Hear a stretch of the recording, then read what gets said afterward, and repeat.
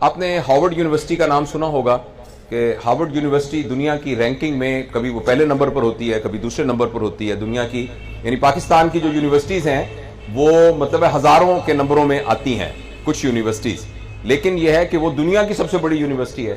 اس university میں ایک study ہوئی جس کو ہم کہتے ہیں طول العمر، یا جسے کہنا چاہیے لانگیٹیوڈنل ایک سٹڈی ہوئی، یعنی ایک تحقیق ہوئی جو کہ ابھی بھی جاری ہے، اور 76 سال ہو گئے ہیں کچھ عرصہ پہلے تک اس کی پوری تحقیق میں، جس میں وہ لوگ جو تحقیق کر رہے تھے وہ دنیا سے چلے گئے، پھر اور لوگوں نے اس ریسرچ کو آگے سے اس کو سنبھال لیا۔ اس میں صرف یہ دیکھا گیا کہ جو ہائی اچیور تھے، یعنی اس یونیورسٹی کے وہ لوگ تھے جو ٹاپ کرتے تھے، یعنی ہر سیشن کے 10 ٹاپ، وہ بہت بڑی یونیورسٹی ہے، ان سب کو انہوں نے آئندہ کی زندگی میں ٹریس کیا کہ زندگی میں آگے جا کے انہوں نے کیا کیا۔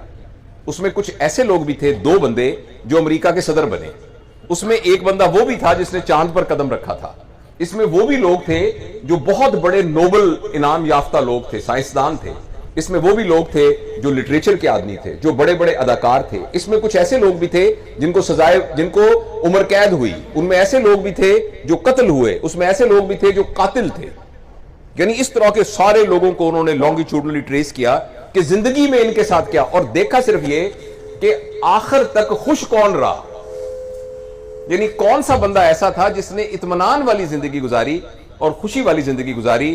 آپ حیران ہوں گے، اس میں بالکل یہ سٹڈی کا یہ نتیجہ نہیں نکلا کہ جو امریکہ کا صدر بنا وہ خوش رہا، اس میں یہ نتیجہ بالکل نہیں نکلا کہ جس کے پرائیویٹ جیٹ جہاز تھے وہ خوش رہا، اس کا یہ بالکل نتیجہ نہیں نکلا کہ جو بہت بڑا سائنسدان، بہت بڑا عالم تھا وہ خوش رہا۔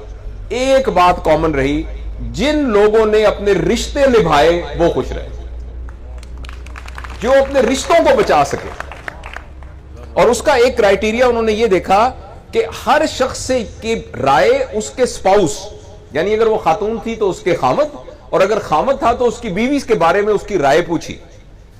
جس بندے کی کہ سپاؤس کی رائے اس کے بارے میں بالکل ٹھیک تھی، اس میں 95% چانس یہ تھا کہ اس نے اپنی زندگی خوش گزاری ہے۔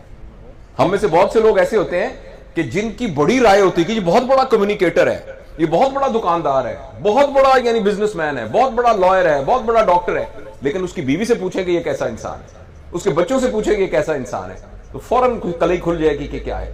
تو اس سٹڈی کے اندر انہوں نے کہا کہ جس شخص کی اس کی بیوی یا اس کے خامد اور اس کے بچے اور اس کے بہن بھائیوں کی طرف سے رائے اچھی تھی، اس بندے کا خوش ہونے اور کامیاب ہونے کے چانسز سب سے زیادہ تھے۔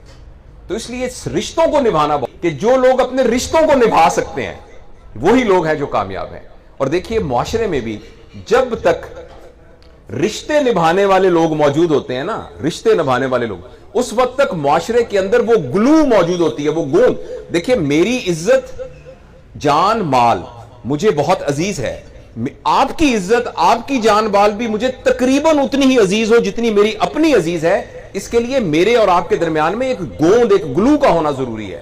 اس گلو اور گوند کا نام رشتہ ہے۔ اگر ہمارے رشتے آپس میں مضبوط ہوں گے تو میں آپ کی عزت جان مال کا محافظ ہوں گا اور آپ میری عزت جان مال کی محافظ ہوں گے۔ اس لیے معاشرے کے اندر، اور یہ کچھ تھا، میں آپ میں سے بہت سارے لوگ مجھ سے چھوٹے ہیں، کچھ میری عمر کے بھی ہوں گے، میں نے 1990 میں، آپ نے میٹرک کیا تھا، میں نے 1990 میں FCPS کیا تھا، یعنی اپنی فیلوشپ کی تھی، تو ظاہر ہے میں آپ سے 76 میں نے میٹرک کیا تھا، تو 86 اور 4 یعنی 14 سال تو بڑا ہوں میں آپ کی کلاس سے، تو اور باقی جو کچھ میری عمر کے بھی ہوں گے، کچھ شاید کچھ تھوڑا بہت بڑے بھی ہوں، تو میں نے ماحول اپنی آنکھوں سے دیکھا ہے۔ مجھے یاد ہے میں ایک دفعہ سڑک پار کر رہا تھا، ملتان میں ہم رہتے تھے، تو ہمارے ماسٹر جمیل صاحب تھے، تو وہاں سے گزرے تو ایک دم ایک رکشے کے نیچے میں آنے لگا، لیکن میں بچ گیا، تو ایک دم وہ سائیکل سے اتر کے میرے منہ پہ تھپڑ مارا، اور تھپڑ مار کے تمہیں شرم نہیں آتی؟ ماں پیو تو کلا پتر ہے، تو سڑک دے وچ کیویں بھجا پھردا ہے، ہن تیری لت ٹوٹ جاندی، پھر کی ہویا، پھر کی ہوندا؟ اچھا میں روتا گھر آیا، اور آ کے میرے ابو نے کیا ہوا؟ میں نے کہا جی ماسٹر چاچا جی جمیل نے مجھے تھپڑ مارا ہے۔ وہ کسی اور اسکول میں ماسٹر تھے، تو چاچا جی جمیل کہتے تھے کہ چاچا جی جمیل نے میرے تھپڑ مارے ہے، تو کیا ہوا؟ میں نے بتایا، تو ایک دم میرے والد صاحب نے آگے سے پتہ کیا کہا مجھے؟ جنرلی باپ کو کیا کہنا چاہیے کہ میرے بیٹے کو تھپڑ کیوں مارا ہے؟ انہوں نے کہا چنگا کیتا، انہوں نے بالکل چنگا کیتا، بالکل چنگا کیتا۔ تھوڑی دیر میں عصر کی نماز ہوئی تو ماسٹر جمیل دروازہ کھڑکڑایا، pain it was enough permission to enter into the home، کسی کے گھر میں داخل ہونے کے لیے یہ اجازت کافی تھی۔ پین اس کا مطلب ہے کہ جو خواتین ہیں وہ پردہ وردہ کر لیں، اور پین کہہ کے وہ اندر آ جاتے تھے۔ تو آئے تو آ کے کہنے لگے، یار اپنا اقبال صاحب وہ میں منڈے دے نال غلطی کر بیٹھا ہے, میں بڑا افسوس ہوا. انہوں نے کہا نہیں چنگا کیتا تسی, چنگا کیتا. تو یہ یہاں دو مارنیاں سی, آپ صحیح کہہ رہے ہیں. تو میں عرض کرنا چاہتا ہوں یہ محبتیں یہاں موجود تھی, یہ اونرشپ موجود تھی, یہ ہم لوگوں کا تعلق اس معاشرے میں موجود تھا. جو چیز موجود ہے اور نہیں ہے وہ دوبارہ بھی آ سکتی ہے.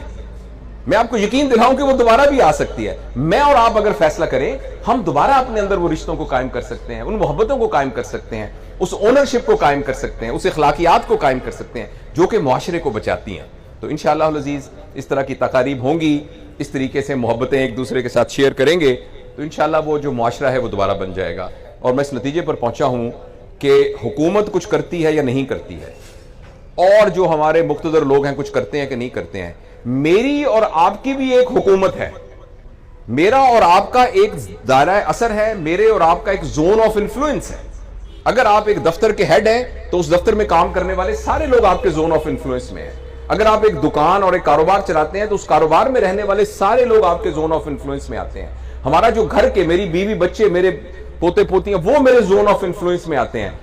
اور کوئی نہیں آتا تو میں خود اکیلا تو اپنے زون آف انفلوئنس میں آتا ہوں. میں پوری دنیا میں کسی اور پر اپنا اثر نہیں دکھا سکتا, میں اپنے آپ کو تو چینج کر سکتا ہوں.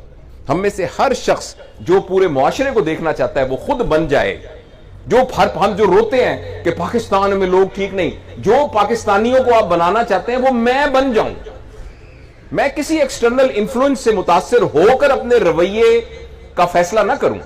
میں اپنے کریکٹر کا فیصلہ اپنی انہیرنٹ, اپنی ابیلٹی کی بنیاد کے اوپر کروں. میں اس لیے نہ بولوں کہ معاشرے میں سچ چل رہا ہے یا جھوٹ چل رہا ہے, میں اس لیے بولوں سچ کہ میں نے سچ بولنا ہے, میں نے ایمانداری کرنی ہے, میں نے کسی کا حق نہیں مارنا. اس لیے نہیں کہ معاشرے میں کیا چل رہا ہے, اس لیے کہ یہ صحیح ہے.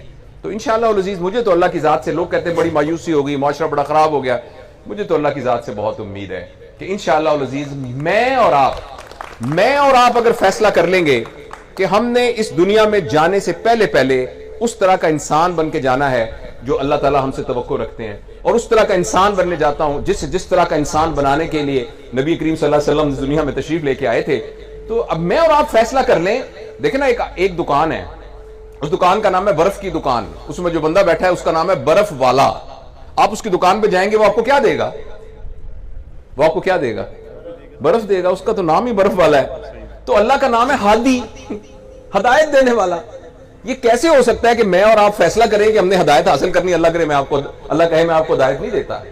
رکاوٹ اللہ کی طرف سے نہیں ہے, رکاوٹ ہمارے اپنی طرف سے ہے. ہم نے مانگا نہیں ہے ابھی تک. اپنے آپ کو تبدیل کرنا, اپنے آپ کو بدلنا, اپنے آپ کو صحیح راستے پہ لے کے آنا, ایک تربیت یافتہ انسان بنانے کی کوشش کرنا, ہم نے ابھی صحیح طریقے سے پہلا قدم نہیں اٹھایا. تو انشاءاللہ ہم اٹھائیں گے تو اللہ تعالیٰ تو ہادی ہے, ہدایت دینے والا ہے.